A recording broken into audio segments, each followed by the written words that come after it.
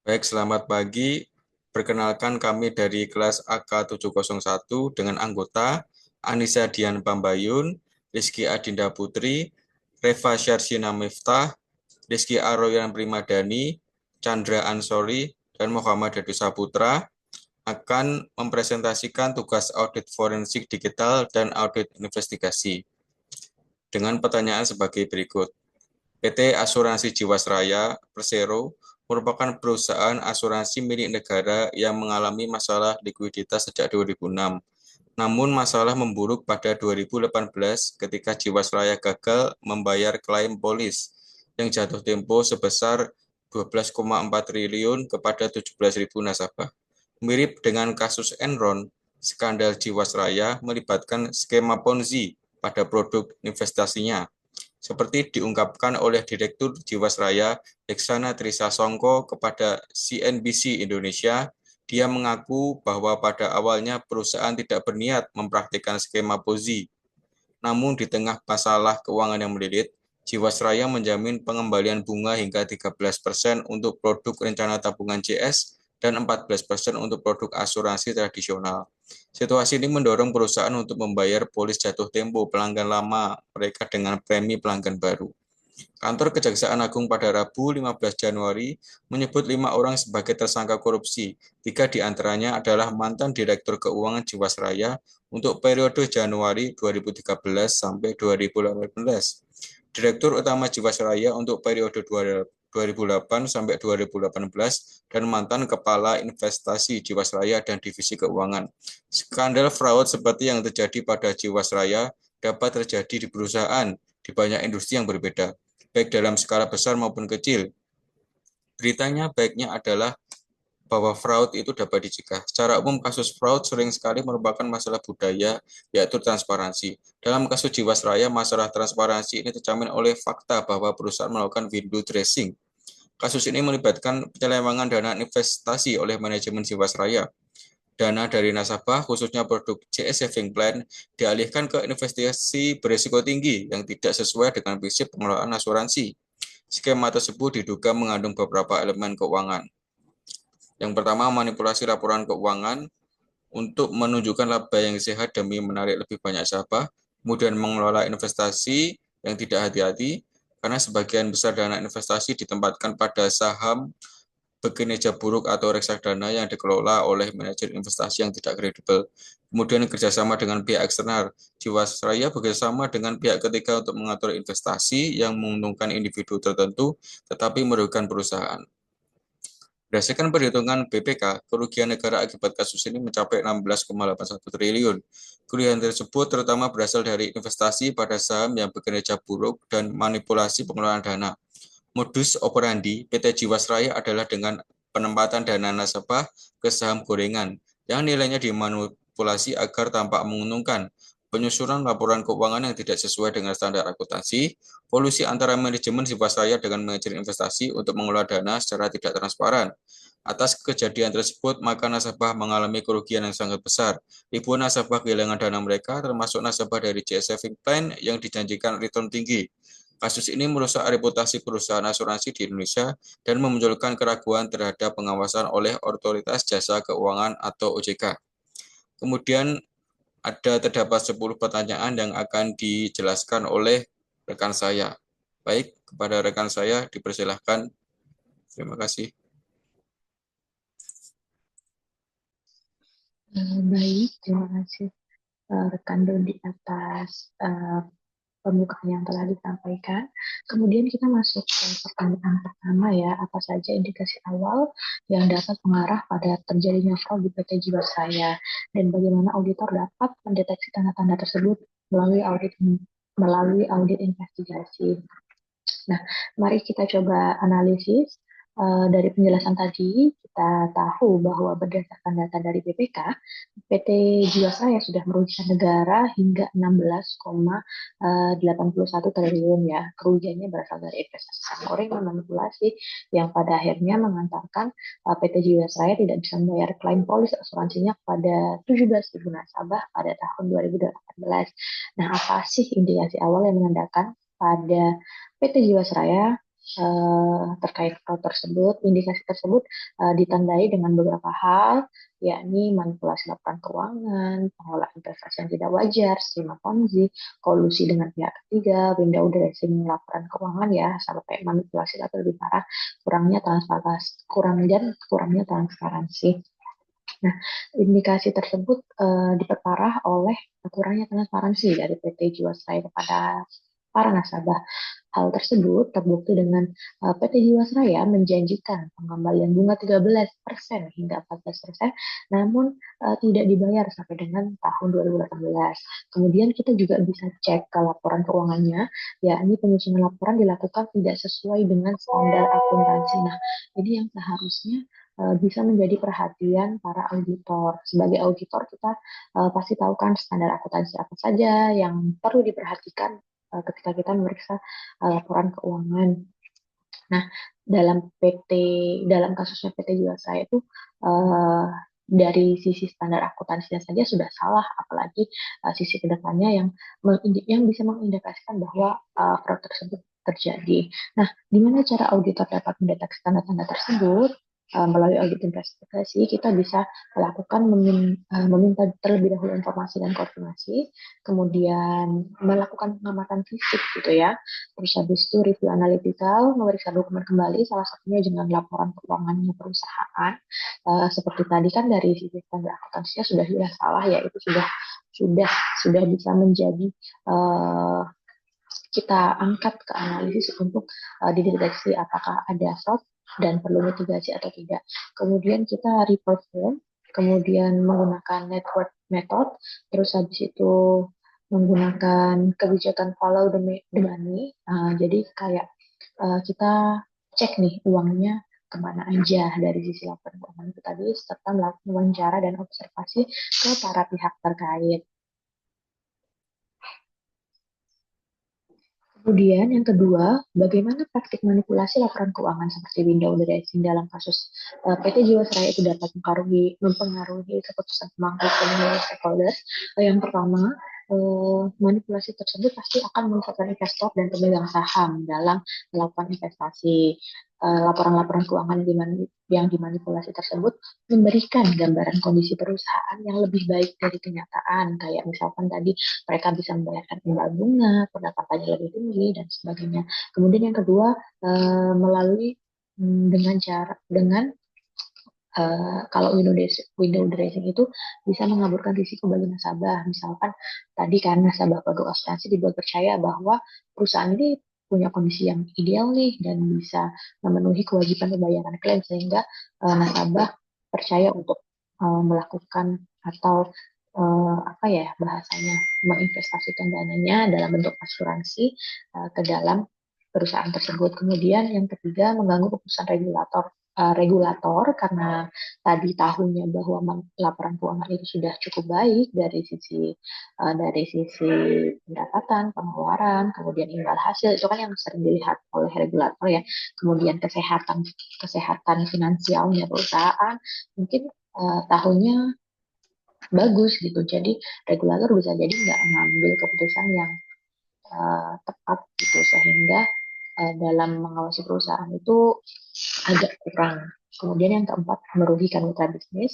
Mitra bisnisnya juga bisa sadar ya pasti ya kalau misalkan laporan keuangannya bagus, itu pasti mereka akan mengambil. Tapi kalau misalkan itu merugikan, pasti mereka tidak akan mengambil kerjasama dengan perusahaan tersebut. Nah, dalam kasus PT Jiwasraya tadi kan sudah jelas bahwa laporannya dibaguskan sehingga mitra bisnisnya mungkin tertarik untuk berinvestasi dan sebagainya atau dan yang lain. Kemudian yang kelima, menciptakan ketidakpercayaan dalam jangka panjang. Ketika manipulasi itu pasti terungkap ke depannya, orang-orang misalkan nasabah pasti akan pikir-pikir kembali untuk melakukan menempatkan dananya untuk berasuransi di perusahaan tersebut.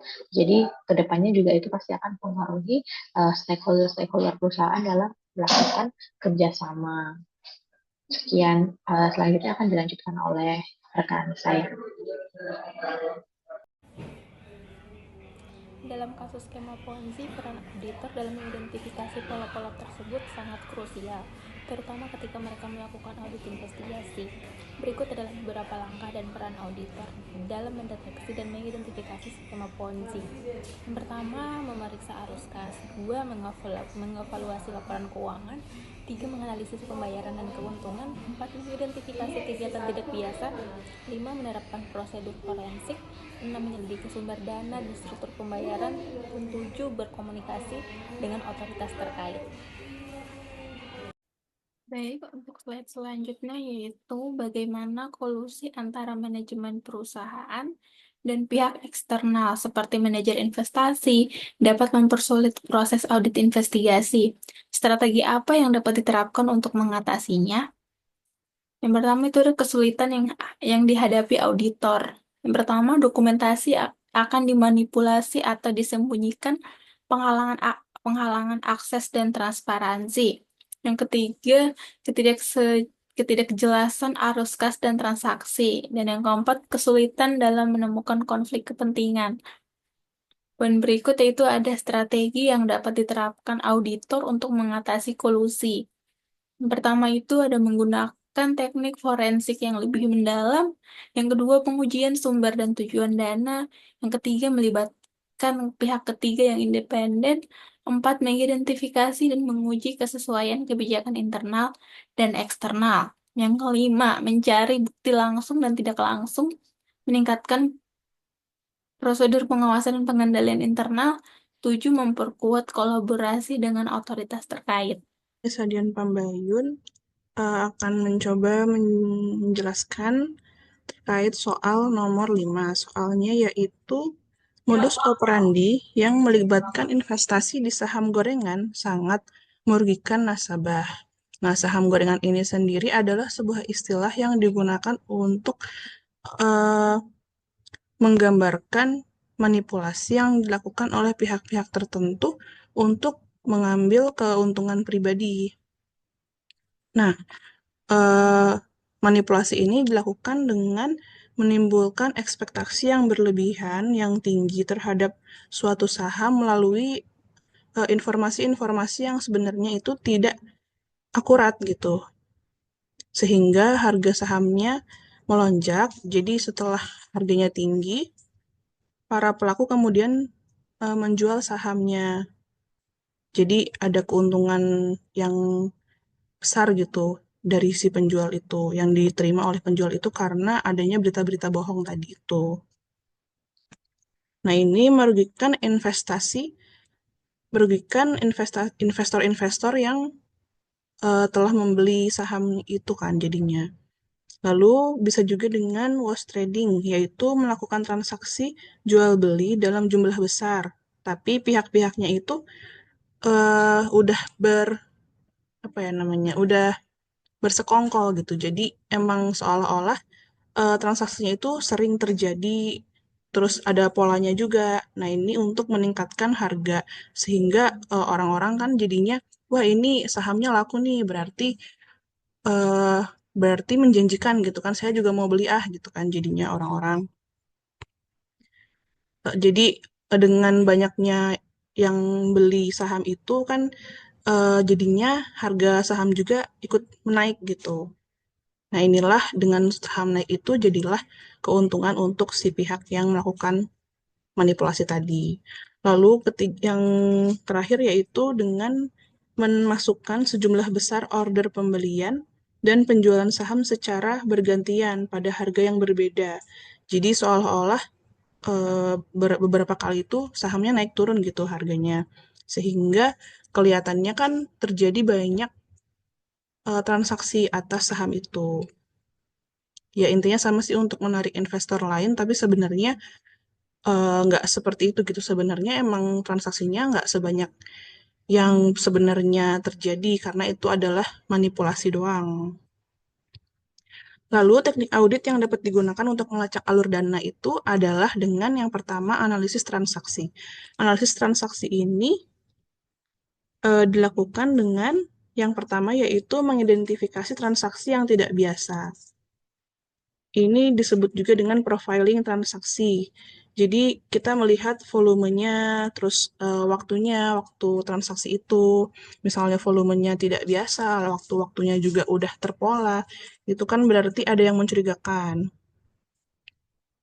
Lalu bisa yang kedua dengan cross-checking, yaitu membandingkan data transaksi dengan data lain. Jadi misal ada tersedia data kepemilikan saham, kita cross-checking dengan data laporan keuangan yang tersedia.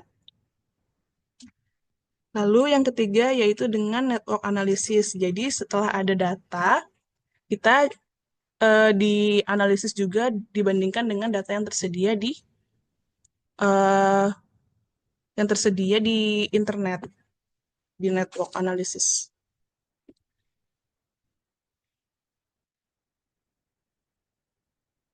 Bentar ya. Lalu yang kedua yaitu analisis laporan keuangan. Analisis laporan keuangan ini dilakukan dengan yang pertama verifikasi laporan keuangan, yaitu memeriksa kebenaran dan keakuratan laporan keuangan perusahaan yang terkait dengan saham gorengan. Jadi misal ada pihak-pihak yang terkait dengan saham gorengan ini, yang tadi memanipulasi tadi, kita periksa tuh laporan keuangannya, apakah benar transaksi itu terjadi dan masuk ke laporan keuangan mereka atau enggak. Lalu yang kedua yaitu dengan analisis rasio keuangan. Jadi dihitung rasio keuangan mereka untuk melihat apakah ada penyimpangan atau ada hal-hal yang anomali gitu. Lalu yang ketiga dengan forensic accounting. Jadi accountingnya itu dilakukan dengan teknik forensik. Jadi menyeluruh gitu. Jadi hal-hal yang tidak terungkap di laporan keuangan di akuntansi biasa diungkap dengan teknik forensik accounting ini. Supaya hal-hal yang dimanipulasi itu lebih terbuka gitu, lebih jadi ketahuan mana yang dimanipulasinya. Lalu yang ketiga, wawancara dan pengumpulan bukti. Yang pertama yaitu wawancara saksi. Dengan melakukan wawancara kepada pihak-pihak yang terkait seperti manajemen perusahaan, broker, atau investor-investor. Pokoknya semua informasinya dikumpulkan terlebih dahulu untuk menjadi bukti. Lalu yang kedua yaitu pengumpulan dokumen. Jadi dokumen-dokumen pendukung seperti kontrak, email, catatan internal dikumpulkan untuk menguatkan bukti. Lalu yang ketiga yaitu forensik digital. Dengan melakukan analisis terhadap data elektronik seperti email atau pesan singkat dan data-data hard drive yang tersedia di perusahaan. Lalu yang keempat yaitu analisis data pasar. Jadi selain kita melihat harga saham, kita juga melihat data pasar saham itu gitu. Jadi misalnya saham itu di pasaran harganya tidak mencurigakan lah. Misal ada yang sama-sama bisnisnya itu, tapi lalu skalanya juga sama, tapi ini harganya tinggi, lalu yang sama-sama yang sejenis itu harganya lebih rendah gitu. Tapi selisihnya itu sangat jauh. Nah, berarti kan ini termasuk salah satu adanya indikasi lah. Lalu yang kedua dengan menganalisis volume perdagangan yang tidak wajar, seperti adanya tiba-tiba ada yang membeli dalam volume besar atau dalam waktu yang singkat dan sering gitu. Lalu yang terakhir dengan menganalisis sentimen pasar terhadap saham untuk mengidentifikasi informasi yang menyesatkan atau manipulatif itu. Jadi inilah yang dilakukan untuk mengaudit dana-dana yang salah dialokasikan. Lalu yang nomor 6, maaf, pencet ya.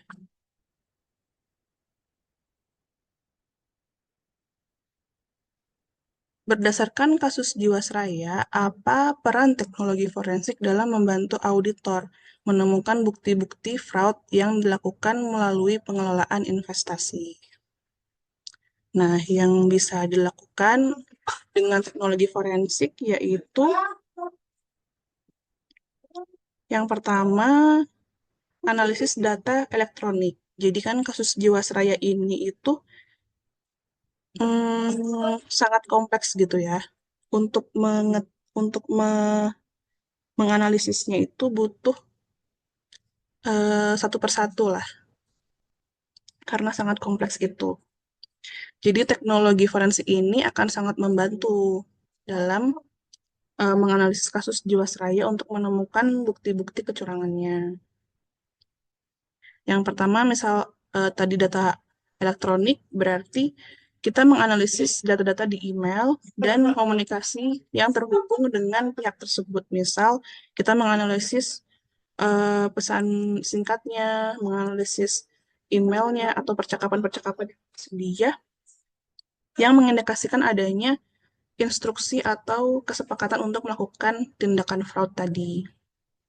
Lalu selain itu bisa juga dengan menganalisis data elektronik berupa dokumen-dokumen seperti dokumen presentasi atau spreadsheet atau laporan-laporan yang berisi data keuangan yang dimanipulasi atau ada informasi rahasia yang disembunyikan untuk melakukan kecurangan tersebut. Lalu menganalisis metadata, yaitu mengekstrak metadata dari file-file elektronik untuk mengetahui kapan file dibuat, diubah, atau diakses, serta apa perangkat yang digunakan untuk mengakses tersebut. Lalu yang kedua yaitu pemulihan data. Pemulihan data itu dilakukan atas data-data yang mungkin dihapus ketika melakukan kecurangan. Jadi untuk menyembunyikan bukti, misal menyembunyikan bukti-bukti kasus Jiwasraya ini, ada data-data yang dihapus gitu. Nah, dengan teknologi forensik ini kita bisa mengembalikan data yang dihapus itu. Lalu misal ada yang data yang disembunyikan juga, kita juga bisa mengembalikannya dengan teknologi forensik ini. Lalu yang ketiga yaitu analisis jaringan komputer. Yang pertama dengan melacak aktivitas pengguna di jaringan komputer seperti akses ke sistem tertentu atau transfer file dan penggunaan internetnya seperti apa. Lalu log server yaitu menganalisis aktivitas-aktivitas yang tidak biasa atau mencurigakan seperti login yang berasal dari IP address yang tidak dikenal. Jadi misal dalam kasus Jiwasraya ini terlibat pihak lain yang dia itu bisa apa ya, yang dia itu bukan dari internal Jiwasraya, tapi dia bisa mengakses jaringan komputer di Jiwasraya. Nah, itu kita bisa mengetahui dari IP address-nya dengan teknologi forensik ini. Lalu, analisis perangkat keras, yaitu membuat salinan forensik dari perangkat keras seperti komputer, server, perangkat penyimpanan untuk memastikan integritas data. Jadi, misal ada data yang udah diubah, tapi tanpa sepengetahuan kita gitu, tanpa ada instruksi misal. Nah, itu kita bisa melihat dengan analisis perangkat keras ini, dengan teknologi forensik ini, data sebelumnya itu seperti apa gitu. Berarti kalau misal udah berubah kan data integrity-nya udah nggak sesuai dengan yang sebelumnya.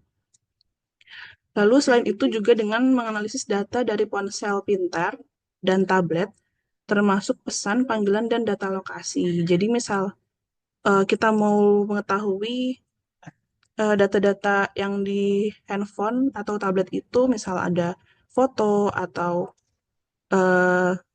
dokumen. Nah, kita bisa tahu itu dokumennya sudah dilakukan pengubahan seperti apa gitu, misal dipalsukan atau dimanipulasi kan nanti kelihatan dengan analisis perangkat keras ini. Dengan teknologi forensik ini, kita bisa melihat perubahan atas file tersebut itu apa aja, atas dokumen tersebut itu yang diubah apa aja gitu.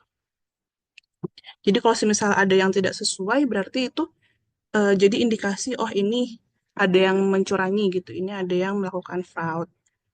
Lalu yang kelima dengan visualisasi data.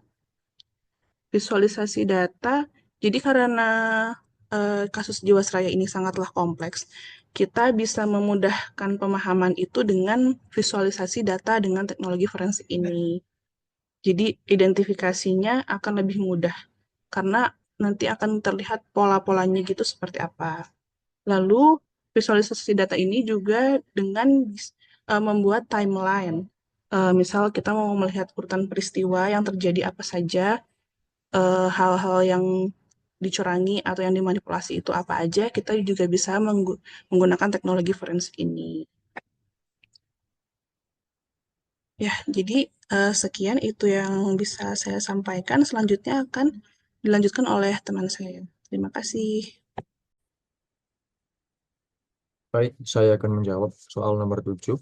Pertanyaannya adalah bagaimana seharusnya auditor merespon ketika menemukan laporan keuangan perusahaan yang tidak sesuai dengan standar akuntansi, seperti dalam kasus Jiwasraya.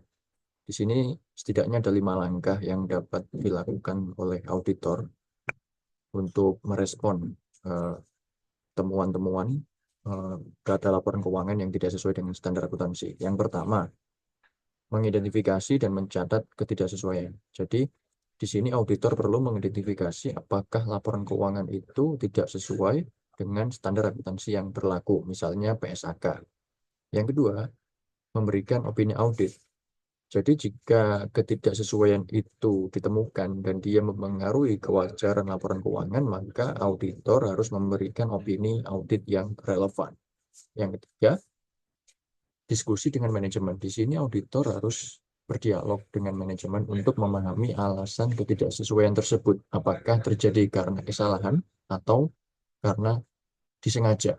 Yang keempat, perluasan cakupan audit. Jika ketidaksesuaian menunjukkan indikasi fraud, maka cakupan audit harus diperluas dengan menambahkan prosedur audit investigasi. Dan yang kelima, melaporkan ke otoritas. Jika ditemukan bukti pelanggaran hukum, maka auditor wajib melaporkan temuan tersebut kepada otoritas yang berwenang.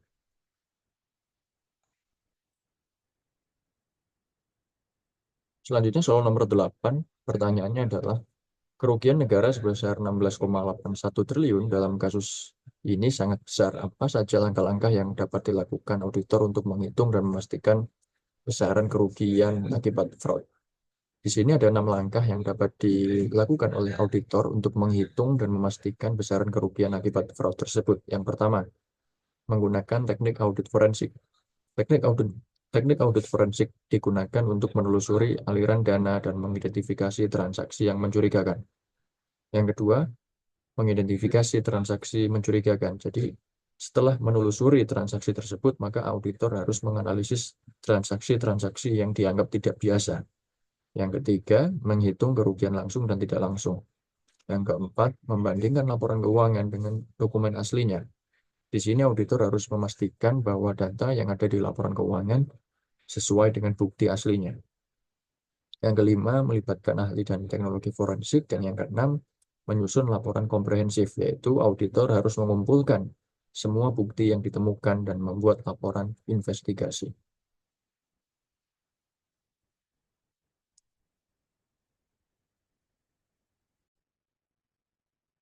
Baik, selanjutnya saya Rizky akan melanjutkan kepada soal 9 dan 10. Yang pertama kita bahas mengenai soal nomor 9. Dalam kasus Jiwasraya, bagaimana transparansi dan budaya pengelolaan yang baik atau good governance dapat mencegah terjadinya fraud di perusahaan asuransi. Yang pertama kita bahas dulu mengenai transparansi ya teman-teman. Pola kinerja perusahaan yang menjunjung transparansi ini akan menampilkan kinerja perusahaan yang sesuai dengan realitanya. Jadi harapannya, apabila ada kinerja yang harus dievaluasi, nanti manajemen akan mengambil keputusan yang mengarah kepada strategi perbaikan. Dan untuk performa manajemen yang sudah baik, maka akan menghasilkan rasa puas dan juga apresiasi yang juga terukur untuk membangkitkan motivasi di setiap anggotanya. Oke, untuk transparansi di sini ada 3 poin. Yang pertama, budaya transparansi menyajikan laporan keuangan yang akurat. Jadi laporan keuangan yang dihasilkan ini nanti akan mencerminkan hasil yang jujur dan juga sesuai dengan standar akuntansi yang berlaku. Jadi apabila ada kekurangan performa, dapat dijadikan evaluasi yang tepat sasaran. Dan juga bisa menjadi referensi kepada investor atau yang menggunakan datanya untuk mengambil keputusan yang sesuai dengan realita. Kemudian yang kedua, penyampaian informasi yang strategis. Jadi informasi yang disuguhkan ini yang sesuai dengan kebutuhan stakeholder untuk mengambil kebijakan yang tepat dan juga untuk tidak merasakan dirugikan dalam hubungan dengan perusahaan. Jadi hal ini bisa mencegah fraud dan juga membangun kepercayaan dan juga kredibilitas perusahaan dan juga menerapkan akuntabilitas yang sesuai dengan etika bisnis. Selanjutnya yang ketiga adalah monitoring dan evaluasi dengan pelaporan berkala. Jadi perusahaan ini yang menerapkan transparansi itu mengawasi dan juga mendeteksi dini terhadap potensi masalah dan juga ketidaksesuaian yang berlaku. Jadi selain itu, perusahaan juga akan lebih mudah dalam melakukan pertukaran dan perbaikan hasil evaluasi yang diamati dari pelaporan berkala ini. Selanjutnya, kita membahas mengenai budaya pengelolaan yang baik atau good governance. Nah, perusahaan yang dikelola oleh manajemen yang baik dan juga bijak ini akan menghasilkan performa yang ideal. Karena peraturan dan juga kebijakan yang dibuat itu sesuai dengan target dan tujuan bersama. Dan dengan adanya good governance yang sesuai dengan etika bisnis, perusahaan juga akan memiliki lingkungan yang sehat dan juga terhindar dari fraud. Dengan itu juga bisa menghasilkan performa yang sesuai dengan tujuan. Di sini ada 5 poin, teman-teman. Yang pertama kita bahas mengenai pemimpin yang etis ya, teman-teman. Jadi organisasi dengan pemimpin yang senantiasa mencontohkan integritas dan juga etika kerja yang sesuai itu akan mengedepankan kejujuran dan juga transparansi. Dengan begitu, nanti karyawannya juga akan segan untuk melakukan fraud. Nah, ini bisa menjadi salah satu sarana untuk mencegah terjadinya fraud. Yang kedua, perusahaan yang sehat memiliki sistem pengawasan internal yang kuat. Nah, dari sistem pengawasan internal ini, nanti perusahaan akan bisa mendeteksi secara dini apabila ada ketidaksesuaian yang terjadi di karyawannya.